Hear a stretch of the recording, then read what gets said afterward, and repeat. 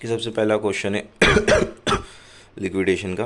इसमें ऐसा लिखा रहेगा, prepare liquidator final statement of accounts. ठीक है। सबसे पहले इसमें क्या देखना होता है, क्वेश्चन रीड कर लेते पहले। शेयर कैपिटल दिया हुआ है 50,000, equity share of ₹10 each, 50,000 5% preference share दिया हुआ है ₹10, 6% डिवेंचर क्रेडिटर। ये सारे एसेट्स दिया हुआ है। ठीक है। और ये है the liquidator realise as follows. Liquidator format में सबसे पहले मैंने बताया था, हमेशा सबसे पहले अपने को क्या करना है, देखते क्या कैश दिया है क्या।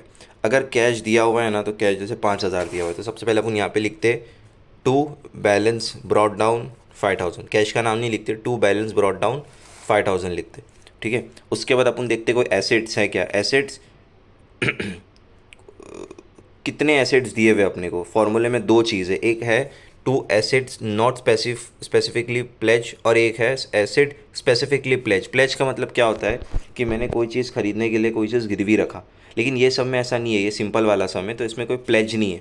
तो प्लेज नहीं दिया हुआ है तो ये तीनों चीज़ अपन यहाँ लिखेंगे। पहले लिखेंगे to assets not specifically pledge, और ये तीनों चीज़ लिखेंगे, और ये तीनों अमाउंट बाहर आएगा।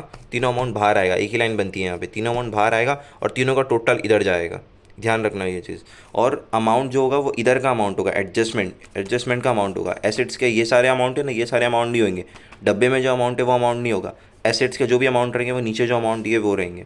सबसे पहले ये हो गया, इतना हो गया बस। उसके बाद इसको कर देंगे टोटल 9,50,000, ये हो जाएगा 9,55,000। पर पहले अभी नहीं करेंगे इसको टोटल, इसको सिर्फ ध्यान में रख लेना, नीचे मत लिखना फिलहाल। 9,55,000। ठीक है। सबसे पहले क्या है, बाय लीगल एक्सपेंसेस। तो लीगल एक्सपेंसेस देखेंगे, लीगल एक्सपेंसेस कहीं लिखा हुआ है, पहला एडजस्टमेंट हो गया। दूसरा the expenses of liquidator amount, liquidator का एक्सपेंसेस दिया है, लिक्विडेटर रेम्यूनरेशन दिया है। ठीक है। प्रेफरेंस शेयर बताया, डिवेंचर बताया, लीगल एक्सपेंसेस कहीं नहीं दिया तो डैश कर देंगे legal expenses. By liquidator remuneration, याद रखना लिक्विडेटर रेम्यूनरेशन किस तरीके से कैलकुलेट करते हैं मैं वो बता रहा हूँ अभी। जो एसेट्स होता है ना, एसेट्स का जो टोटल है, एसेट्स नॉट स्पेसिफिकली प्लेज का जो टोटल है ना, उसका परसेंटेज दिया हुआ है अपने को। यहाँ पे क्या बोला है, the liquidator remuneration what agreed at 2% of the amount of realisation.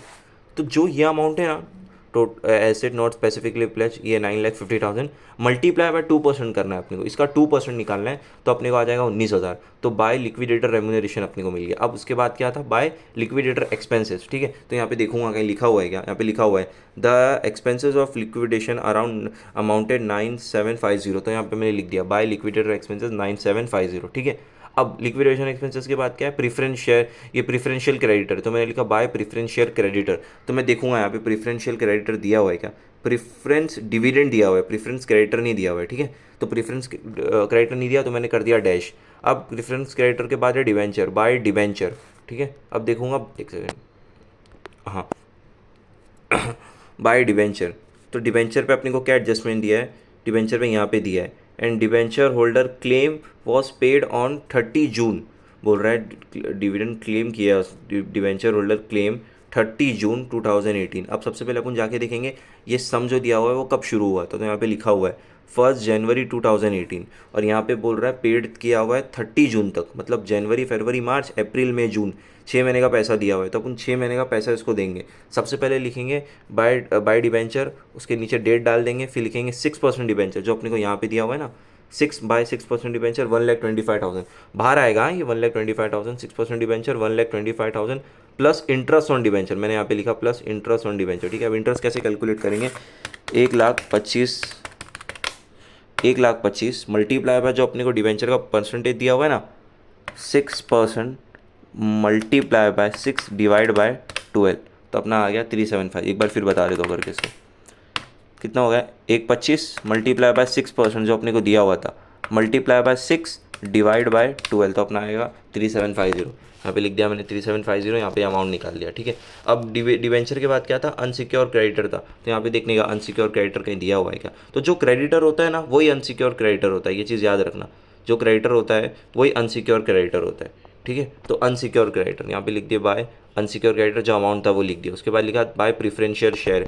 तो यहाँ पे प्रीफरेंस शेयर के बारे में क्या बोला है, preference dividend was in arrear of 1 year, 1 year का डिविडेंड देना बाकी है। तो पहले मैं लिखूंगा बाय प्रीफरेंस शेयर, अमाउंट कितना दिया हुआ है, 5 लाख दिया हुआ है, तो यहाँ 5 लाख है ना, हाँ 5 लाख है, तो 5 लाख अमाउंट लिख दिया, बाहर आएगा 5 लाख। उसके बाद arrear of dividend, arrear of dividend दिया हुआ है। अभी अपने को कैलकुलेट कैसे करने का वो मैं बता देता हूँ।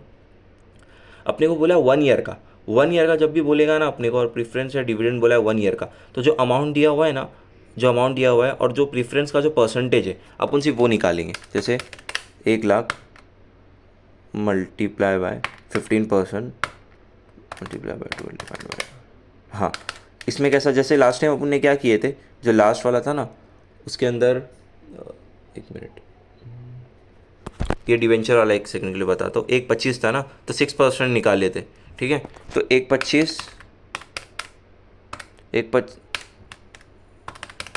1.25 मल्टीप्लाई बाय 6% किए थे, फिर मल्टीप्लाई बाय 6 डिवाइड बाय 12 किए थे, ठीक है। और इसमें क्या करने का अपने को, अब अपने को ये पूरा 1 ईयर के लिए, 1 ईयर मतलब 1 साल में कितना महीना होते हैं, 12 महीने होते। और प्रीफरेंस का अमाउंट दिया हुआ है 5 लाख, तो प्रीफरेंस पहले लिख दिए 5 लाख, फिर मल्टीप्लाई बाय परसेंटेज कितना दिया हुआ है, 5% दिया हुआ है, मल्टीप्लाई बाय 5% मल्टीप्लाई बाय 12। यहाँ पे मल्टीप्लाई बाय 12 इसलिए कर रहे हैं क्योंकि पूरा 1 साल का दिया हुआ और 1 साल में 12 महीने होते। मल्टीप्लाई बाय 12 फिर डिवाइड बाय 12, तो अपना आ गया 25,000। तो यहाँ पे लिखेंगे अपन, बाहर लिखेंगे, मैंने अंदर लिखा है डायरेक्ट 5 लाख, नीचे आएगा 25,000, डैश करेंगे और डायरेक्ट 5,25,000 बाहर आएगा। प्रीफरेंस शेयर के बाद क्या आता है, बाय इक्विटी शेयर आता है। बट सबसे पहले अपने को जब इतना हो जाएगा ना, जब अपना इतना हो गया, थोड़ा अपन ने कर लिया, तो सबसे पहले अपने को देखना है कि अपने पास पैसा बचा है क्या नहीं बचा है। ये थोड़ा सा अजीब है बट दिखाऊंगा मैं कैसे होता है ये चीज़। जैसे ये टोटल है, ये और इसका टोटल कितना आया, 955 आया, ठीक है। तो अपने को ना ये माइनस करते रहना पड़ेगा, माइनस करते रहना पड़ेगा। जैसे कि 955 माइनस, पहला अपना ये अमाउंट है तो 19,000 अपन ने माइनस किया, ठीक है। 19,000 अपन ने दे दिया, फिर दिया 9750, ठीक है। फिर उसके बाद 128,750, 128,7, फिर दिया 262,500, 262,500 हाँ, फिर उसके बाद 525,000, ठीक है।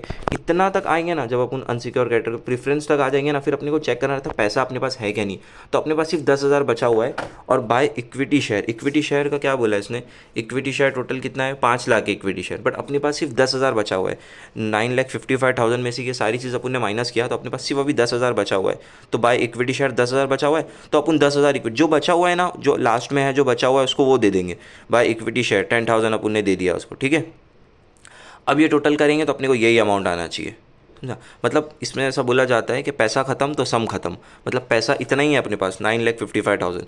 तो 9,55,000 में से ये चीज़ें अपन माइनस करते रहेंगे, 3-4 स्टेप करने का, तीन चीज़ करने का, फिर पैसा माइनस करने का, फिर लिख के रख लेने का साइड में पेंसिल से इतना पैसा बचा है, फिर 2-3 चीज़ करने का, फिर पूरा माइनस करने का, चेक करने का कितना पैसा बचा हुआ है। जब प्रीफरेंस शेयर में अपने पास पैसा था तो अपन ने इसको पैसा दिए, फिर इक्विटी शेयर में अपने पास सिर्फ 10,000 बचा हुआ था, जबकि इक्विटी शेयर को 5 लाख देना है, तो जितना बचा हुआ है उतना दे देने का 10,000, तो अपने पूरा ऐड किया, तो अपना ये हो गया क्वेश्चन। ऐसे ही करना है इसको, ईजी है। फाइ का ए है लिक्विडेशन, पहला सम।